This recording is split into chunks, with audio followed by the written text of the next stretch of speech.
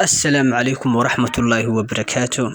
دمان أرضيدا يعيد كستو مركا كلان أرضيها إنه channel كنا كوبا حرامبا waxaan idinku salaamayaa salaantina islaamka. Assalaamu calaykum waraxmatullaahi wabarakaatu. Maanta saad u ogsoontihiin baa taariikhdu waa 27 bishii toddobaad 2022 waana maalin Arbaca. maanta waxaan channelkayga ka bedelay magacii inoogu qornaan jiray ee ahaa casharada caafimaadka.